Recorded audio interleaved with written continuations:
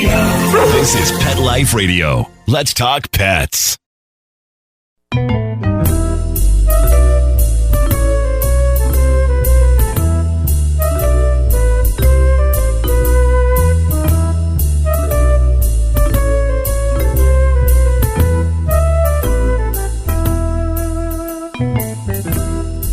Feline friends and cat lovers, welcome to Cattitude. I'm your show host, Michelle Fern. And today we have yet another cat book because I love cats and I'm a voracious reader. And I keep finding these amazing cat books to share with you. And this story is just incredible. The author just told such an amazing story. So stay tuned. We'll be right back. You know the expression, cats have 9 lives. Well, what if you can give them one more? The Give Them 10 movement is on a mission to help give cats an extra life. How? With spay and neuter. Spaying or neutering your cat helps them live a longer, healthier life. And it helps control free-roaming cat populations too. Learn more about the benefits of spay and neuter and meet Scooter, the neutered cat, at givethem10.org. That's givethem10.org. Let's Talk Pets on PetLifeRadio.com.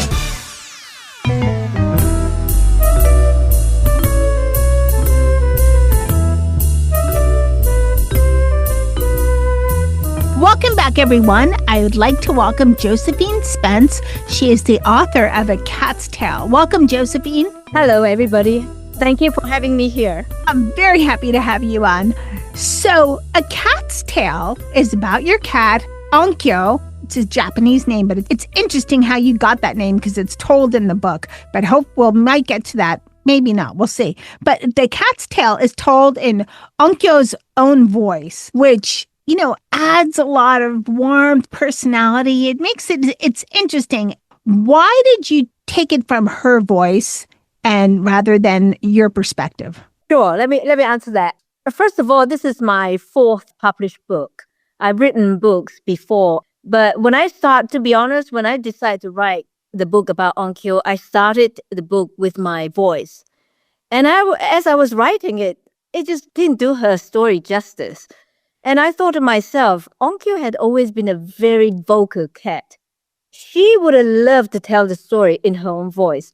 And when she tells the story, it's going to be more relatable. So that's when I came up with the idea, hey, let's write it in her voice as if she could talk. After all, she's almost a human to me. And that's why. And when I wrote first chapter and I said to myself, no, this book has to be different. Let the cat be the speaker. Because she was intelligent, she's full of wisdom, and so she could tell her story. That's how I changed the gear and rewrote the first chapter, starting with her voice. And that's the story. Okay, thanks. I've had 5 cats. Right now I have 3. And in my mind, they all have a certain voice. They each have distinctive personalities. And I grew up with dogs, and their personalities you could tell a little bit easier than cats. Cats take a little bit of time. And I was kind of tricked because my first cat, Dennis, is part Maine Coon, and so they're known as the dog of cats. So his personality, I thought all cats were like that. And then Molly came along and I realized, no, they're not. And neither is their sister Charlotte. So Onkyo has characteristics in the book that come across as playful and curious and very intellectual. How much of those traits are actually Onkyo and how many were embellished a little bit? Sure. I have to say the whole book really is based on real stories that I had her for nearly 19 years. And we spent almost every day together. And the stories about her is endless. But I've consciously only picked stories that are really funny in my mind and humorous. So I started writing about, the day when she was born. That part of it is hearsay from the pet store that we rescue her from.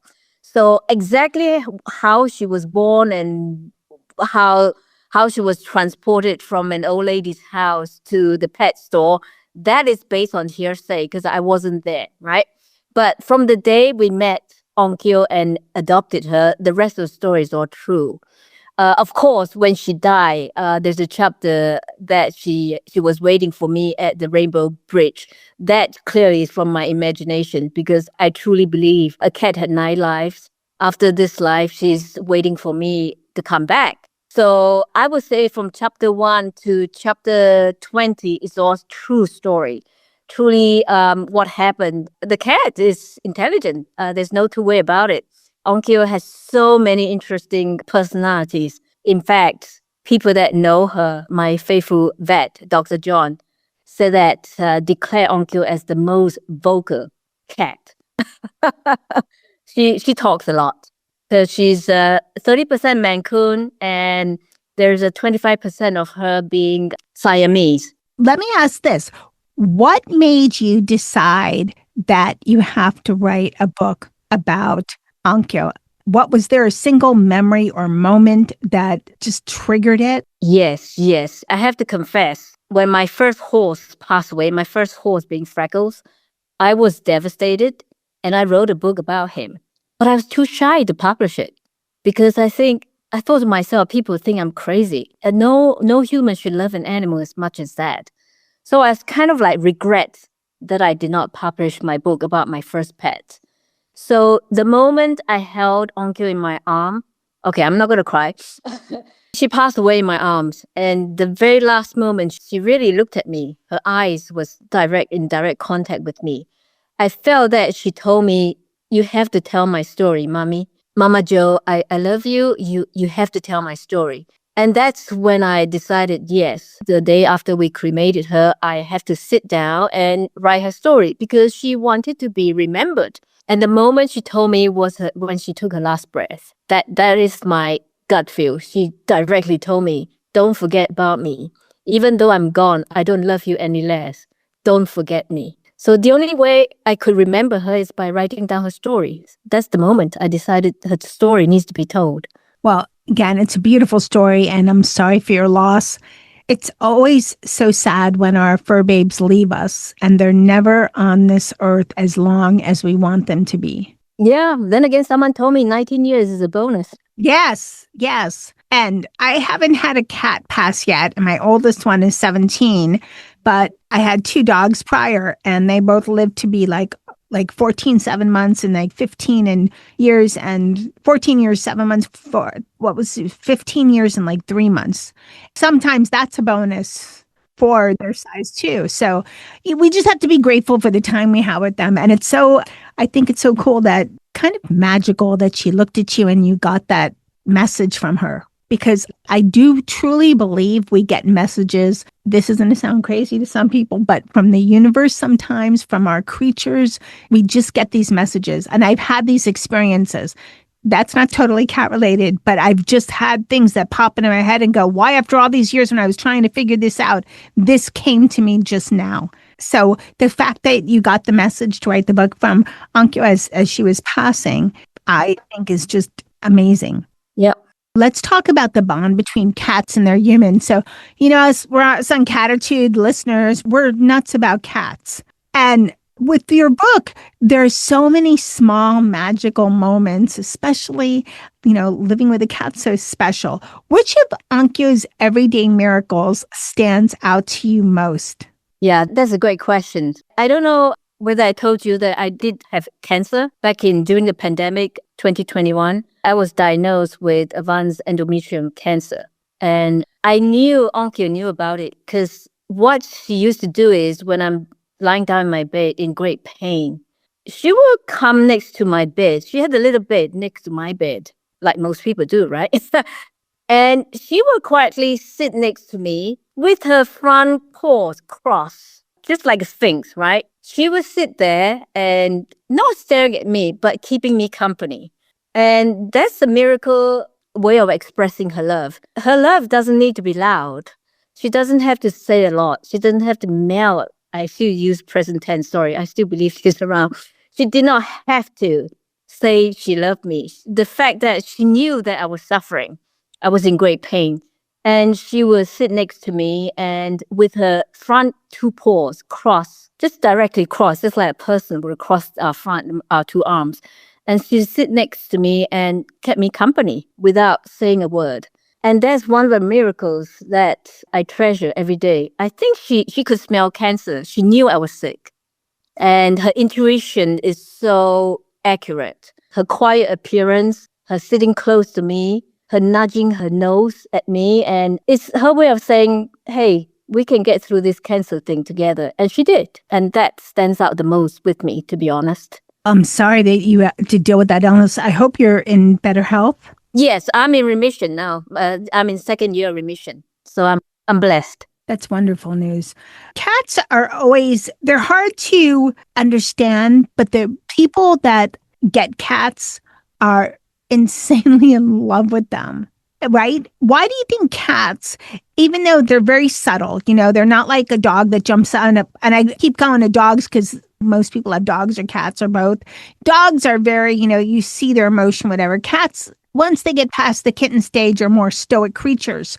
Why do you think they, initiate such a powerful love from their humans? Yeah, to be honest though, I'm so allergic to cats and I was allergic to her.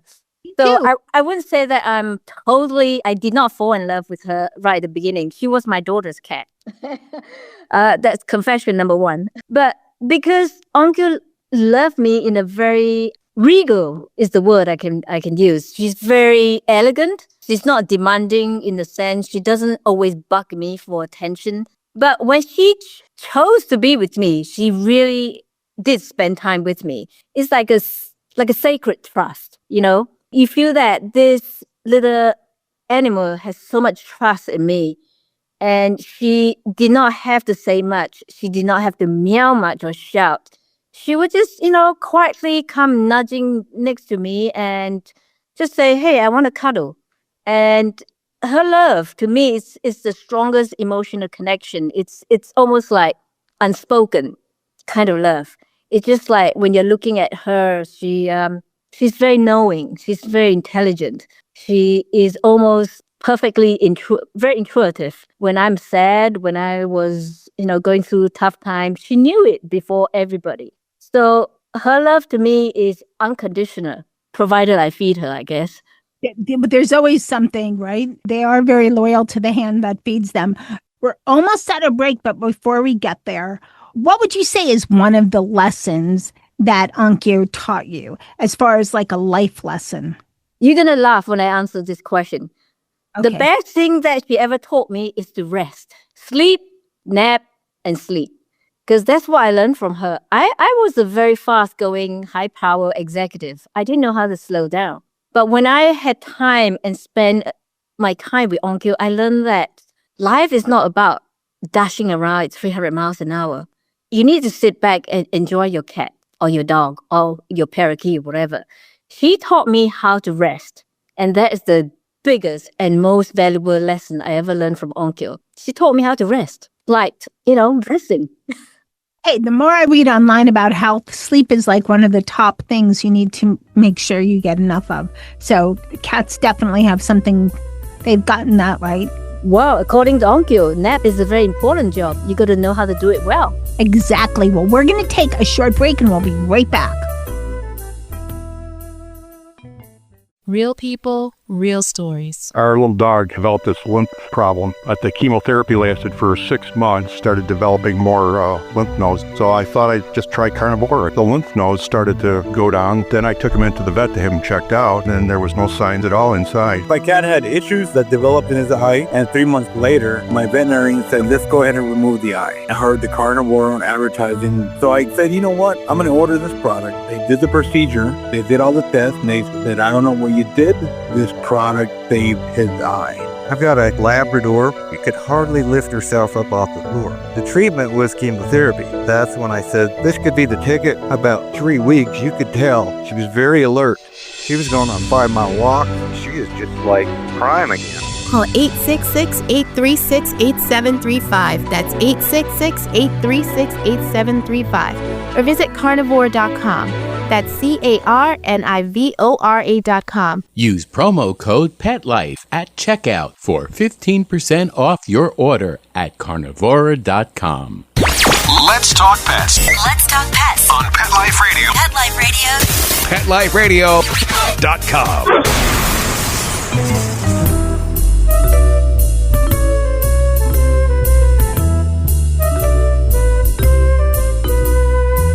Welcome back, everyone.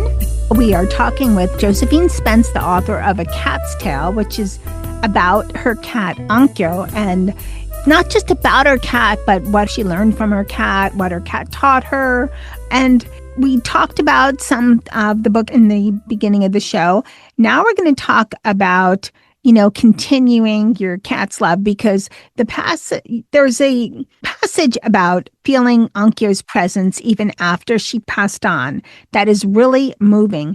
How did you approach writing that in, a way that felt honest and respectful and true to the story? Yeah, Michelle, I truly believe that you cannot make grief pretty. There's nothing pretty about pet loss grief. I did not make it pretty. I cried when I had to cry. I wrote it the way it came, raw, very inconvenient. Sometimes I'll be crying in the middle of sitting in a traffic jam, and I would cry in the middle of shopping, Sometimes the feeling's overwhelming. I didn't make it pretty. I wrote it the way it was. One of the stories that when I was driving to my yoga, and there's a car in front of me, it has a cat decoration on the windscreen wiper.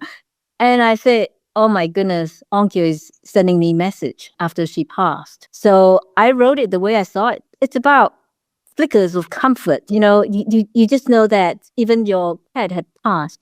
She came back to check on me, and I felt her presence. People might say I'm crazy, but sometimes I thought I heard her. Sometimes I felt that the pain is just too much. It almost hurt to breathe after you lose a cat, especially one that has been with you for 19 years. I can only hope that by being able to feel her, it turns my sorrow into hope. I truly believe she's going to come back to me another 8 times, because she did have 9 lives, right? Yeah. Yeah, I wrote it the way it came. And my book is conversational. I wrote it the way exactly how I felt it. I like that style of writing. That's my favorite. Let's talk more about grief.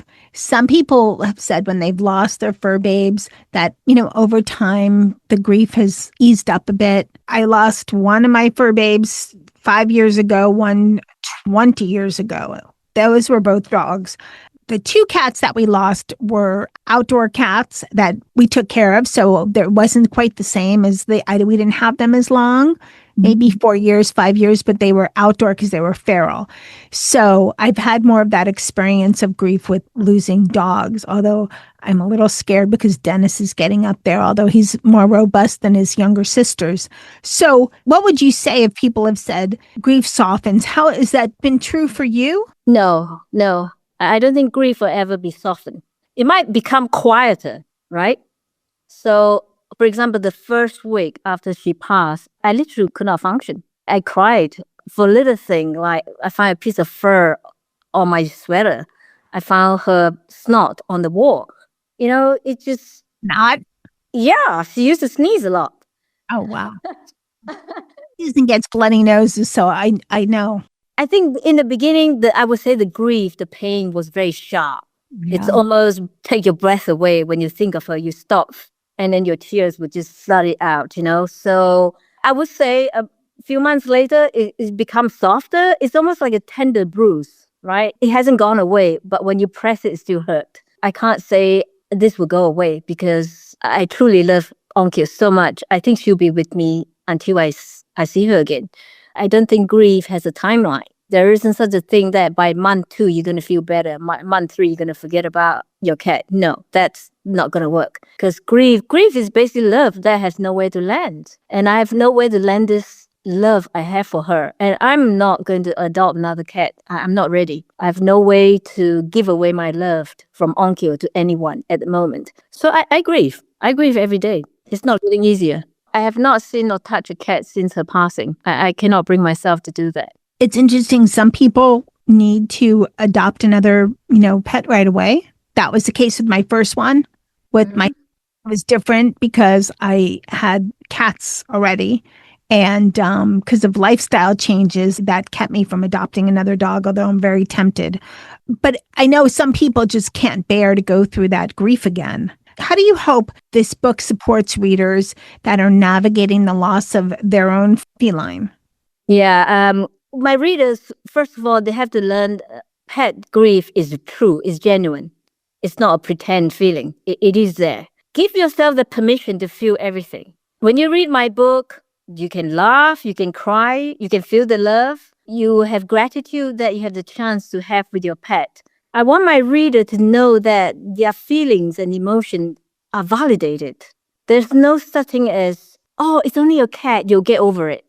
No, don't let people tell you that. And to be honest, I cry more when Onkyo passed away than my mother, who passed away 2 years ago. I truly did. They're part of family. So you are not alone if you're sad and crying over your pet. That grief is very pure. It's very simple. It's the echo of the love that you had with your pet. And it's deep. And it's worth celebrating. And don't deny yourself that. Don't deny yourself to think of your pet, to laugh, to cry.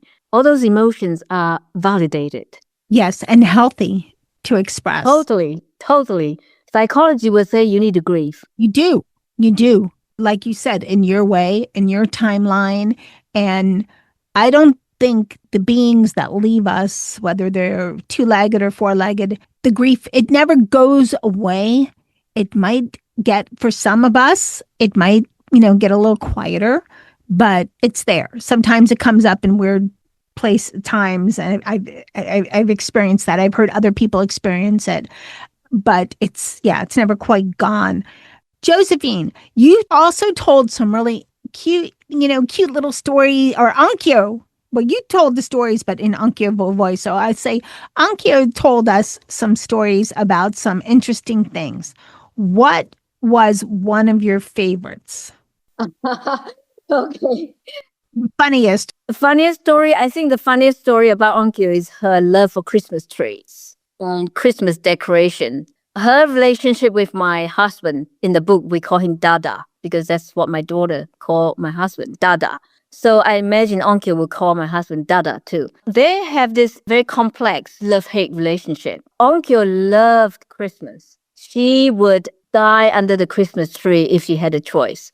Every year when my husband lights up the Christmas tree, Onkyo will be the first one to go underneath it, thinking it's some sort of spa, The Christmas when my husband decided to put a second tree on his desk, he put out the most expensive family German hand-blown nutcracker ornament. Onkyo jumped on it when everybody went to bed. Oh my God, the whole house was like a Third World War zone. My husband went berserk. Onkyo was scolded. She was hiding in the corner because she just broke. Basically, she broke Clara's leg and crushed Prince Nutcracker's nuts and poked out, Drosselmeyer's second eye.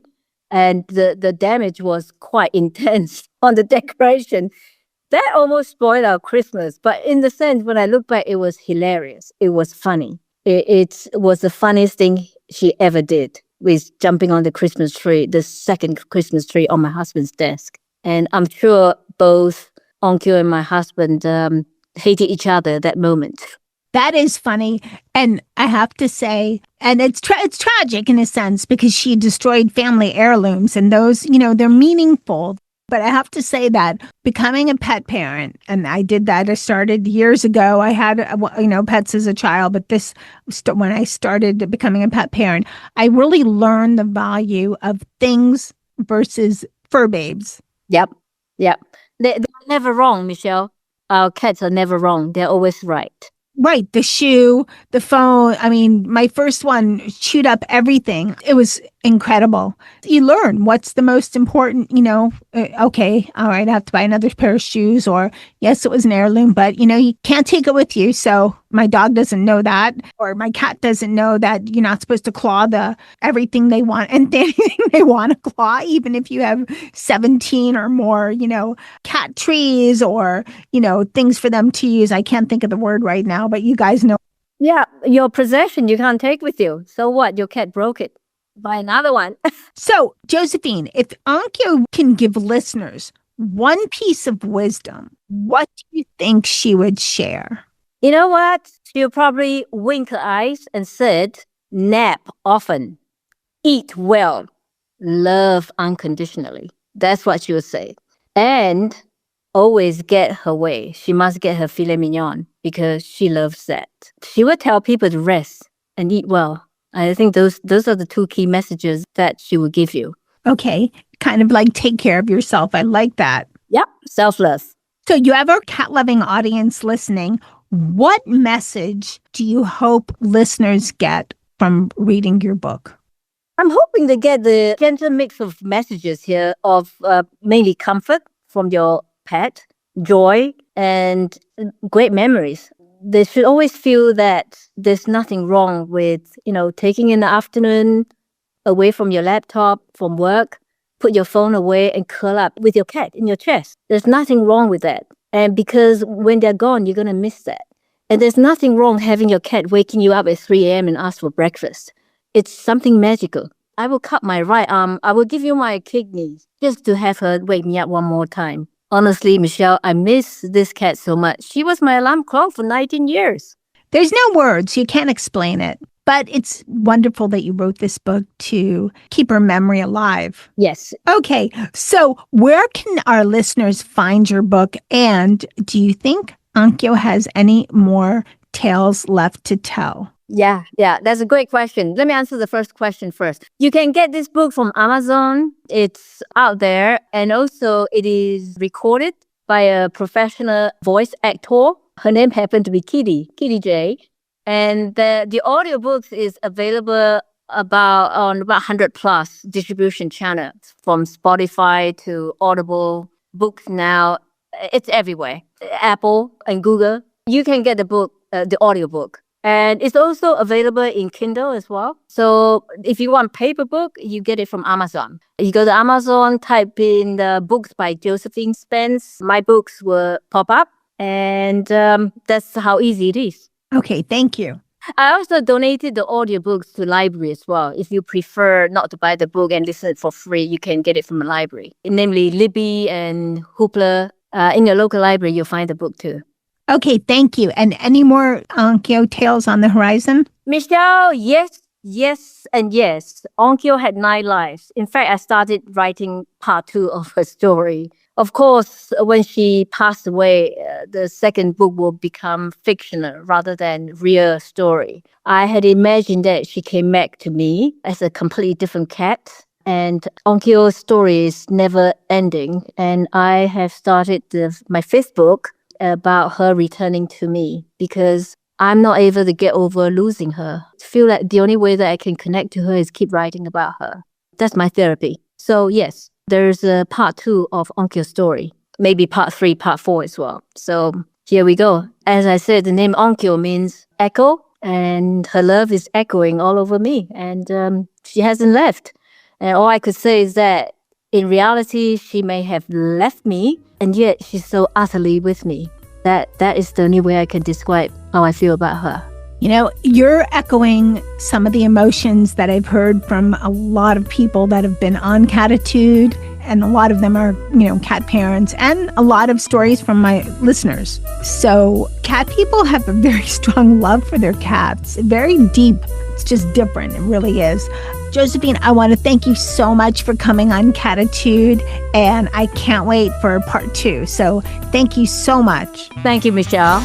I hope you enjoyed this show. I want to again thank Josephine Spence for coming on Cattitude and talking about her book, A Cat's Tale.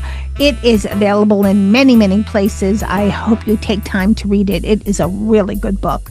I want to thank my cat crew who patiently slept around me as I read her book. So thank you, Dennis, Charlotte, and Molly. And of course, the show would not be the same without the magic of my producer. Thank you so much, Mark Winter, for all you do to make our shows sound amazing. This is episode 299. Wow! So thank you for listening to Cattitude for all of these episodes, all of these years. Now stay tuned for episode 300. I have a special celebrity guest. You know her from television. She is amazing. She's doing some incredible things coming up for animals, and she is such a cat lover. You will not want to miss episode 300. And hey, lose the attitude. Have Cattitude. Let's Talk Pets, every week on demand, only on PetLifeRadio.com.